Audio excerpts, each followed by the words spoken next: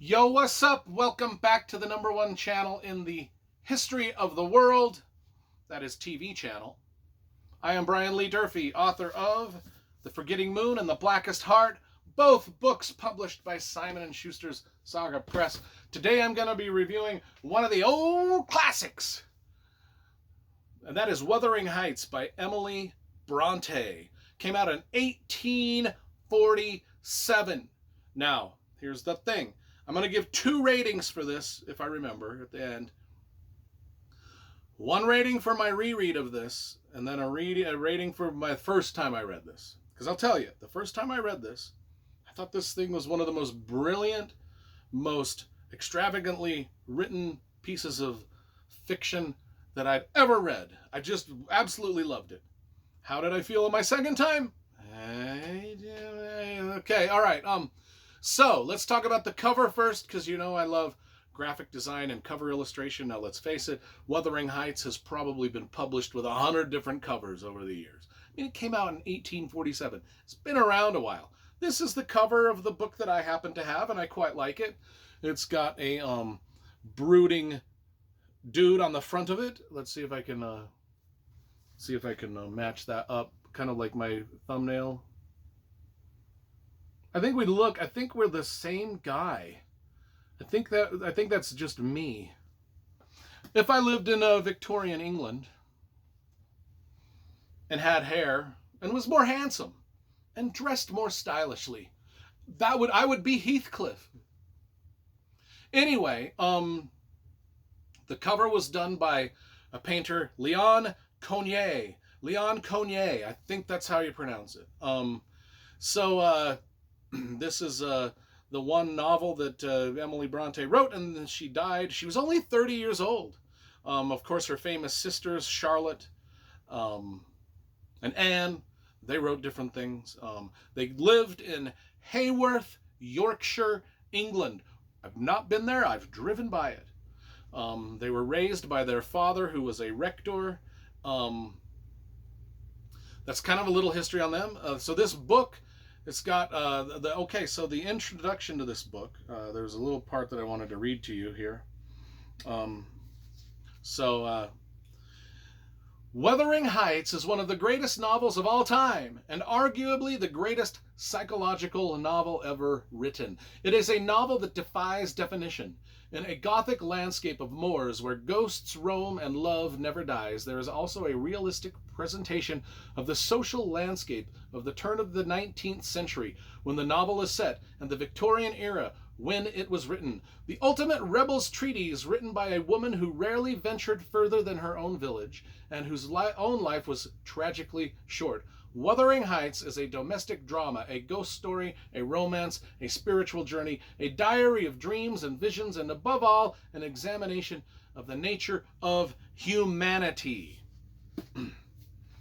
Sounds exciting, right? Okay, yeah. I mean, the first time I read it, I was glued to the page. I was really into this. It opens with Heathcliff. Mr. Lockwood is our narrator. By the way, this book has a lot of different narrators to it. Okay, so anyway, Lockwood is the main guy. He meets Heathcliff at Wuthering Heights. And then right off the bat, we just get lush descriptions of the house itself, the grounds of the house, the archaic yet beautiful prose in which Emily Bronte describes this. I mean, it thrusts you right into you know that you are in an old Gothic house that's named Wuthering Heights. It's got a name. You know how all the English named their property. And you can just feel the wind as it howls over the windswept moors and through the trees, through the bent and cracking trees. It's just absolutely spectacularly written in that sense, where you just know at every moment where you are in this landscape, whether you're out amongst the trees, whether you're in this house. You hear every creak and crack of the house. You hear every creak and crack of the trees as the wind sweeps through them. It's just absolutely just a dream landscape of writing. And it really puts you there. And I still give it credit for that, because it's just absolutely wonderfully written. I like her Gothic style of writing it. And not only that, but we mentioned ghosts, things like that. So anyway, Is this a haunted house? Is it a haunted house story? What are the relationships between the characters that come in and out of this house? Who is Heathcliff? What is he protecting? Why is he so tormented? Um, why is why do we get a sense that this Victorian lifestyle that the people living was so raw and grim, yet so beautiful at the same time? All of that is discussed in here, and it's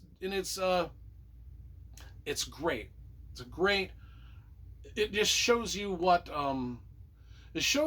violence and misery and how that can result in thwarted longing and an unrequited love, and how all that can threaten to create mental illness in a medieval kind of setting.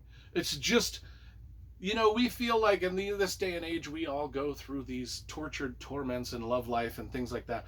Well, it happened throughout history. People felt these feelings, and Emily Bronte just does a great job of capturing that in what I consider to be, like the intro said, a real kind of ghost story wrapped around a love affair, a tragic love affair, a weird love affair, just a bizarre. Our main characters, Heathcliff and I'll read the back here because it's just got a.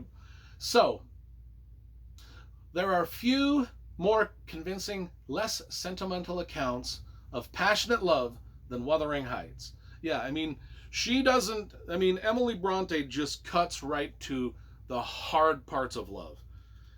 And how we love the wrong people, how we choose, how we just, all of us on this planet, every single person, seems to choose the worst person for us. So this is the story of the savage, tormented foundling Heathcliff, who falls wildly in love with Catherine Earnshaw, the daughter of his benefactor, and the violence and misery that result from their thwarted longing for each other. A book of great power and strength, it is filled with the raw beauty of the moors and the uncanny understanding of the terrible truths about men and women. It is an understanding made even more extraordinary by the fact that it came from the heart of the woman who lived most of her life in the remote wildness of the moors. Emily Bronte died a year after this great novel was published. Yeah. So even a sheltered woman, a young sheltered woman, understood